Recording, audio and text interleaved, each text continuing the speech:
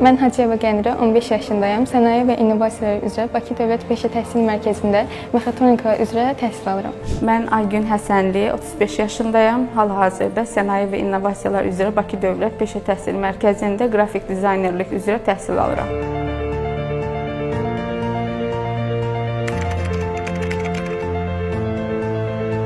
Mexatronika ixtisası mənə həm elektronika, həm mexanika, həm də proqramlaşdırma biliklərini öyrədir. Bir çox insanlar düşünür ki, texniki sahələr oğlanlar üçündür. Mən isə sübut etmək istəyərdim ki, qızlar istədiyi bütün ixtisasa nail ola bilərlər. Həm elektrikçi, həm qaynaqçı, həm də mexatronik ola bilərlər.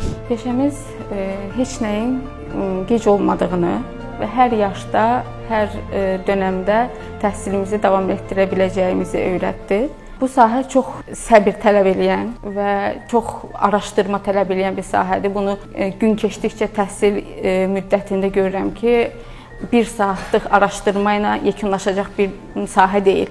Günlərlə hər hansı bir posteri hazırlamaq üçün günlərlə araşdırırsan və nəticəsi yaxşı olur. Araşdırma əsasdır.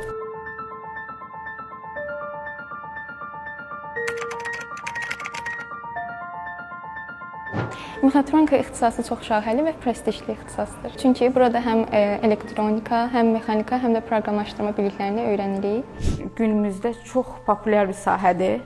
Yəni önü çox açıq bir sahədir.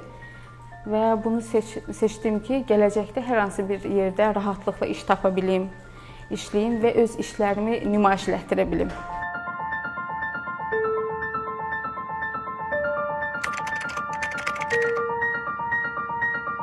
Ətrafımdakılar hərəsi fərqli reaksiya verdilər. Bəziləri yaxşı deyirdi, bəziləri isə pis deyirdi.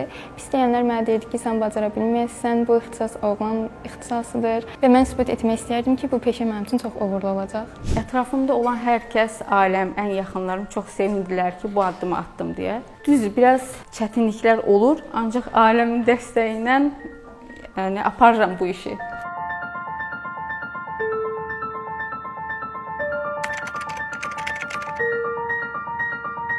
İlk öncə mən bura gələndə mühitə öyrəşə bilməmişdim və fənlər hamısı mənə çox çətin gəlirdi. Amma sonradan gördüm ki, müəllimlərimizin dəstəyi ilə hər şeyi bacara bilərik. İlk gəldiyim gündə indiyə qədər kompüterləri sadəcə müəyyən platformalarda nəyəsə baxmaq üçün istifadə etmişəm. Ancaq bugünkü gün mən həmən kompüterlərdən istifadə tam başqa bir sferadadır. Birinci, biraz çətinliklərim oldu. Məsəl üçün, digər uşaqlar daha 1 saat məşq edirlərsə, mən 2-3 saatımı, 4 saatımı verdim onu əldə etmək üçün.